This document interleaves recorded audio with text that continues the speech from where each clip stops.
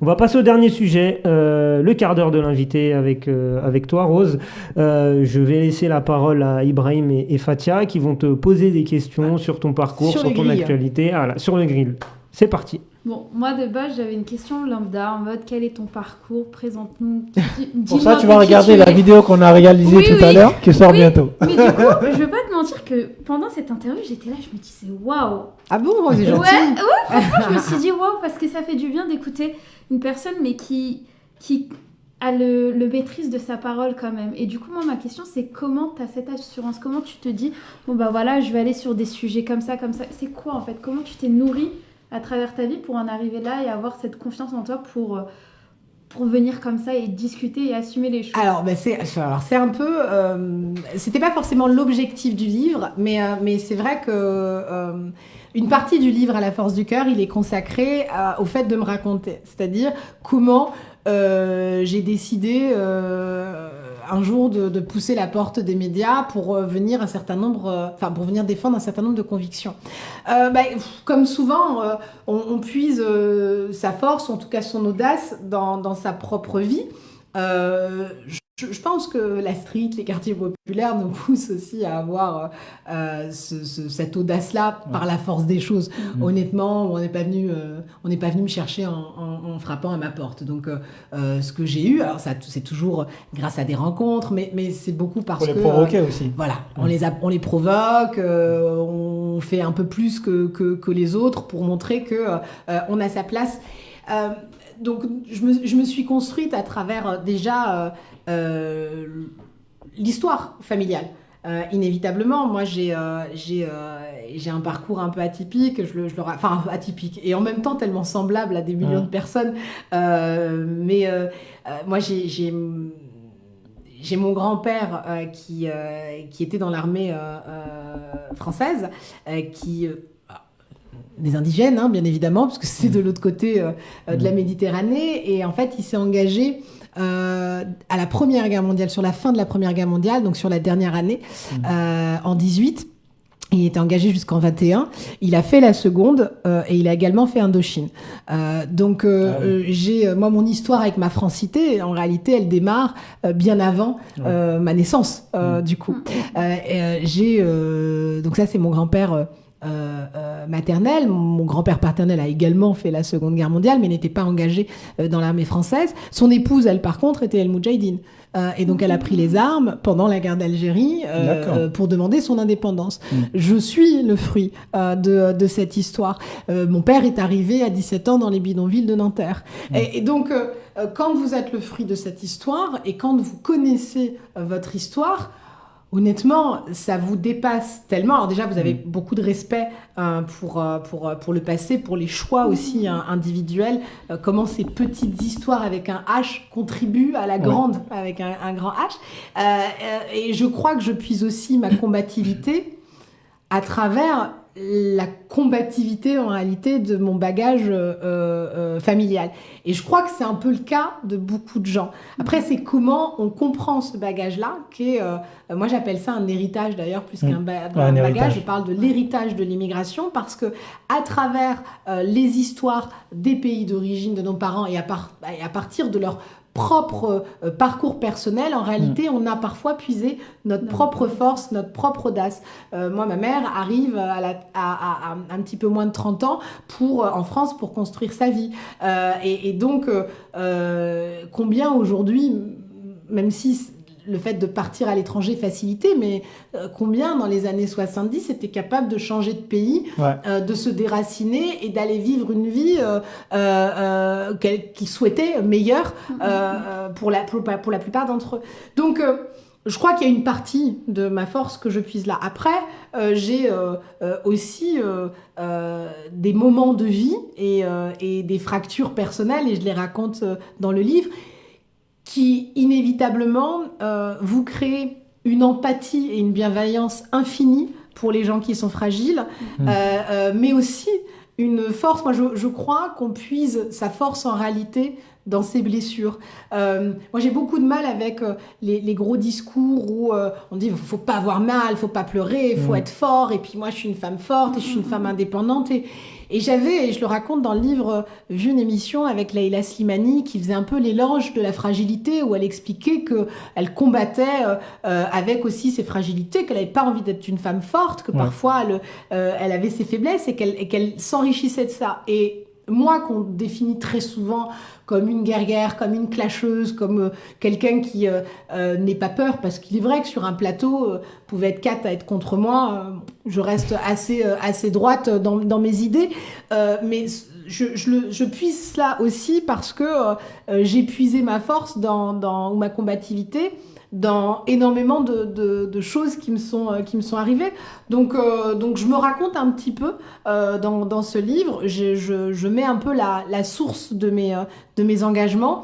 Et quand on grandit dans un quartier populaire, on est impacté, confronté littéralement aux inégalités, aux injustices. Pourtant, on vit avec. Oui. Pourtant, on vit avec. Et il se passe de très belles choses. Alors, moi, je me cache pas derrière mon petit doigt. On a des problèmes d'insécurité, on a des problèmes de trafic de drogue, on a des problèmes de vétusté des immeubles. Enfin, l'école, l'éducation nationale ne remplit pas son devoir dans les quartiers, bien moins qu'ailleurs, il faut savoir le dire. Et donc, en termes de services publics, en termes de république, elle ne brille pas assez dans nos quartiers. Et pour moi, ça ne fait même pas débat. Et je ne supporte pas cette phrase qui explique qu'on a déversé des milliards dans les quartiers, comme si les politiques publiques qui étaient à destination des quartiers n'étaient pas justifiées ou valables, comme si on avait des formes de sous-citoyens qui gaspillaient au final ces milliards. En réalité, c'est que quand on s'intéresse un peu aux chiffres, on se rend compte qu'en termes de politique publique, le compte n'y est pas, et que la dernière étude qui a été faite sur le sujet, on se rend compte qu'on cotise plus en réalité que ce qu'on dépense pour nos territoires en termes de politique publique ou de services publics. Donc ça, c'est des réalités qu'il faut rappeler, marteler, et je crois que le fait d'avoir vécu, d'avoir grandi, d'avoir baigné, d'avoir été aussi frappé par ces inégalités et ces injustices, me pousse de continuer à essayer de faire changer les mentalités, mais aussi un peu à rendre justice à ses habitants. Et ce que je déplore le plus, et c'est pour ça que mon livre s'appelle aussi « À la force du cœur », pour dire à ces quartiers et ces habitants qu'on les aime. Moi, je suis stupéfaite de ce qu'ont à subir, en fait, les habitants des quartiers populaires dans le débat public. Et donc, si je n'ai jamais eu aucun contact avec un quartier, j'ai le sentiment d'avoir des rébus de la société, véritablement. C'est-à-dire des gens qui coûtent, des gens qui n'apportent rien à la nation, des gens qui ne savent pas se comporter. Enfin, on est dépeint systématiquement comme des sauvageons. Et cette image est fatigante, et à partir du moment, on nous prive même parfois de certaines, enfin on les prive parfois des libertés les plus élémentaires, et donc il y a un moment donné, il faut remettre le curseur là où il doit être, et donc pourquoi je parle de bagage ou d'héritage d'immigration, parce que c'est aussi dans cette histoire-là que on a bâti nos quartiers populaires. Ces gens ne sont pas arrivés par hasard, et donc sans amertume, sans rancune, on est capable de faire nation en fait avec ce pays, et ses habitants apportent aussi à notre nation. Et c'est comment, et ce livre, c'est un peu un rendez-vous. J'essaye de provoquer ce rendez-vous entre la société tout entière et ses habitants, en leur disant stop, vous ne connaissez pas assez nos quartiers populaires, nos habitants, et il faut à un moment donné que vous preniez le temps de vous poser pour savoir qui ils sont, sans pour autant avoir un discours angélique. Véritablement, je crois que quand on prend mes positions sur les trafics de drogue et autres, je suis particulièrement ferme parce que je sais à quel point ça bousille la vie de nos gamins. Donc, il n'y a pas d'angélisme en fait dans mon discours. Mais cette souffrance, cette dignité qu'on égratigne constamment en fait dans le débat public, véritablement, elle me fait mal, littéralement. Et je crois que pourquoi j'arrive à défendre ces questions-là avec force, c'est parce que j'ai aussi envie de rendre dans le débat public un peu de dignité à ses habitants. pas pour des questions de représentativité, parce que je suis une voix, je le disais tout à l'heure, il y a des voix dans les quartiers populaires, ça aussi, faut briser ce fantasme-là, de faire croire que les quartiers populaires sont uniformes, sont homogènes. Il y a plusieurs haut-parleurs, comme dirait Kerry James. Bien sûr, non mais vous avez des gens d'extrême gauche, comme vous avez les plus grands capitalistes qui sont dans les quartiers, qui aspirent à faire de l'argent, donc on a des visions mais complètement tronquées. Alors je parle un peu aussi de ce qu'est l'islam en France, mais ça aussi, c'est devenu un sujet, mais complètement irrationnel. Et à un moment, sur la question de la liberté de culte et la liberté de croyance, il faut juste retrouver un peu de raison, et que c'est pas parce que on a aujourd'hui un signe ostensible qu'on est dans l'ostentatoire, et quand bien même l'ostentatoire n'est pas interdit par la loi. Et donc c'est comment en fait on reconstruit, on rebâtit nation avec tous ces habitants. J'ai même pas envie de dire qui ont à offrir, qui offrent déjà en réalité à la France. Et donc c'est pas un livre réconciliation, même si je crois qu'on doit énormément travailler sur cette question-là. Rachid Benzine travaille énormément sur la question de la réconciliation, justement, de nos histoires. Et donc, ma volonté, c'était un peu peut-être une grande lettre d'amour au quartier populaire, mais aussi d'expliquer à nos politiques qu'ils doivent aimer, enfin en tout cas qu'ils ont le devoir d'aimer ces quartiers. Et j'avais une formule, pour repartir sur la question des formules, on parle souvent de reconquête des quartiers. Et il y a, à bien des égards, on a besoin de sécurité dans nos quartiers. Et donc la reconquête, elle se fait par la force, mais elle se fait aussi par le cœur. Parfois, on a besoin de reconquérir le cœur des gens qu'on aime, et je crois qu'on doit reconquérir aussi le cœur des quartiers. Et ce livre, c'est un peu l'ouverture, un début de reconquête par le cœur. Comment on réapprend à tisser du lien avec ces territoires. Donc je fais des parallèles entre ma trajectoire, mon parcours, et mon regard sur la société française, sur les quartiers. Et je crois que ce travail est primordial et nécessaire. Sinon, je prends le pari ici, si je suis toujours vivante, que dans 40 ans, on parlera encore des quartiers populaires et des soucis et des inégalités dans les quartiers. Donc il y a une volonté d'apaisement avec ce livre, et d'ouvrir une porte au dialogue, à la rencontre, et peut-être briser, encore une fois, beaucoup de fantasmes. Oui. Ibrahim.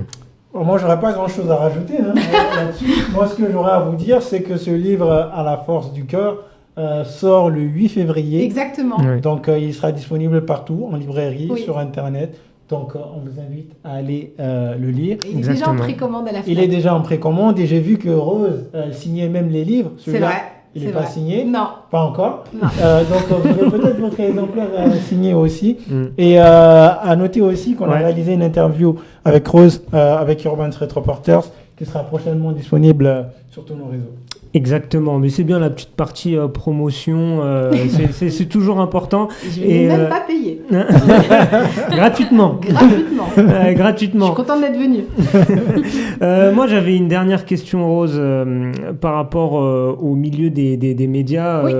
C'est par là que le grand public te connaît, tes interventions notamment sur CNews. Qu'est-ce qui t'a amené à ce milieu-là, et quel regard tu portes globalement sur le débat à la télévision? Est-ce que tu penses que les débats sont constructifs ou c'est juste du débat pour faire du débat, pour faire réagir les gens, et qu'on n'avance pas vraiment sur les questions de fond?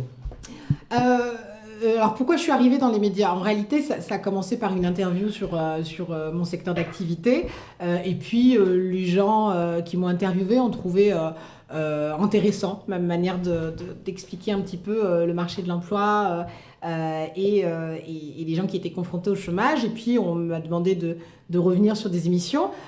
J'étais vraiment sur des petites radios comme ce que vous êtes en train de réaliser. Et puis à la suite d'une rencontre, j'en parle, Malik Etou, qui deviendra plus tard le vice-président de mon association, il me dit, écoute, t'as un vrai panache, tu devrais te lancer dans une plus grande émission mainstream, parce que je pense que ton discours, il peut imprimer. Et en fait, un mois auparavant, avec un débat qu'on avait eu au Sénat, j'avais rencontré Maxime Daridan qui travaille pour le groupe Altis, qui est le groupe RMC BFM.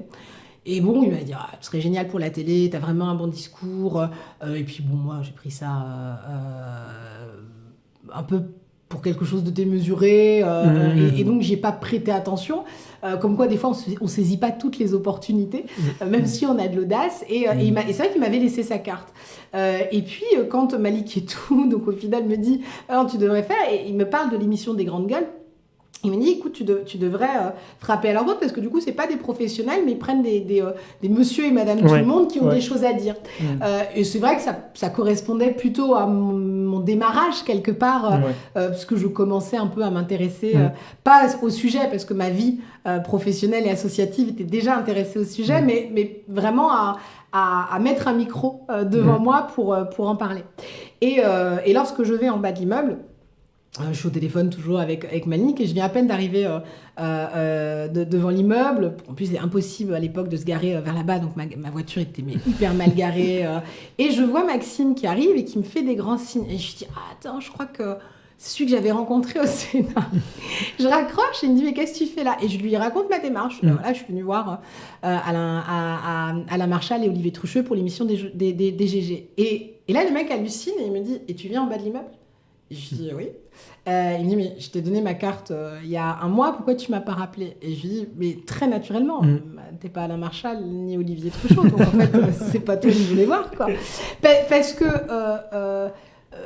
il y a quelque chose dans mon parcours qui fait que quand j'ai envie de quelque chose, je passe pas par divers chemins contournés, en fait. J'y vais. Après, si la porte est fermée, je vais en bas de l'immeuble. Et si la porte est fermée, on verra comment on peut passer par la fenêtre. Si la fenêtre... Mais il y a quelque chose de très pragmatique dans ma manière de faire. Je contacte la personne directement.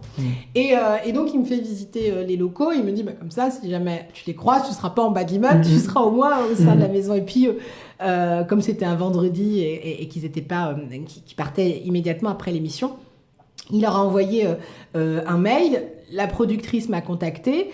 Donc je suis venue un vendredi, il m'a dit écoute, j'envoie un mail, je dis de toute façon si on me répond pas, tu sais que je suis là vendredi prochain. Et ça l'amuse. Et effectivement, le lundi, j'ai un rendez-vous avec la productrice et qui me demande de commencer le mercredi. Et tellement en fait, je maîtrisais pas la mécanique des médias.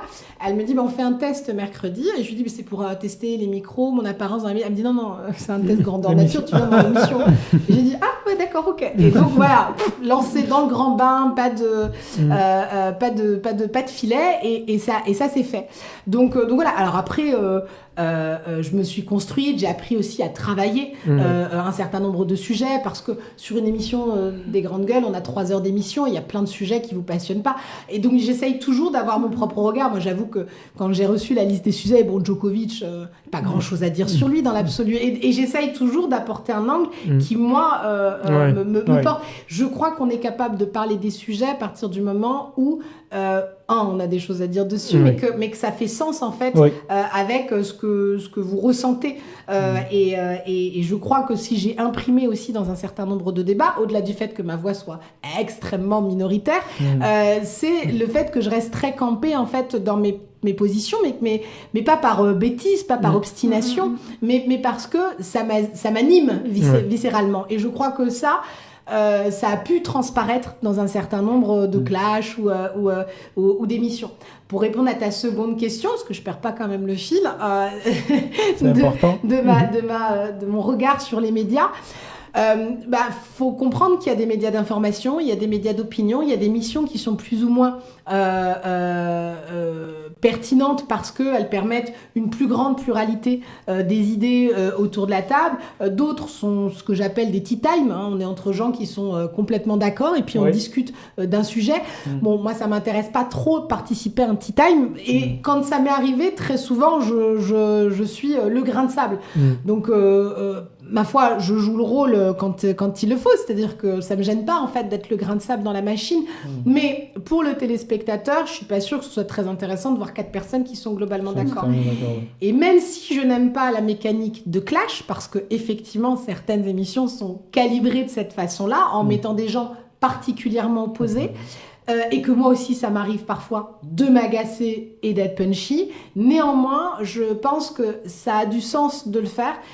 Pour recouper à ce que je vous disais tout à l'heure, le fait de se sentir aussi apaisé, compris, reconnu aussi dans ce qu'on vit, et aussi de les confronter par rapport à leur propre stupidité et leur propre raccourci. Donc, si à un moment donné, personne n'est en face pour leur dire... Je le raconte même dans le livre, j'ai une fois un moment quelqu'un qui avait vu un de mes clashs et qui m'envoie mais t'es pas fatigué? Puis moi, naïvement, je lui dis si, forcément, ça fatigue, mais dans le sens où ça reste répétitif parce que c'est compliqué de faire changer les mentalités, combattre les discriminations, le racisme, ça c'est quelque chose de complexe et de long. Et il me dit non, mais c'est contre-productif, tu devrais arrêter ou tu devrais t'attacher à quelque chose de plus productif. Il m'a un peu piqué du coup, parce que je lui dis déjà je t'ai pas attendu pour être productif, c'est-à-dire que moi mon engagement professionnel il est étroitement lié à mes convictions, mon engagement associatif aussi, et donc les 3/4 de ma semaine sont consacrés en fait à des choses où justement je suis productif et où j'ai un impact réel dans la vie des gens.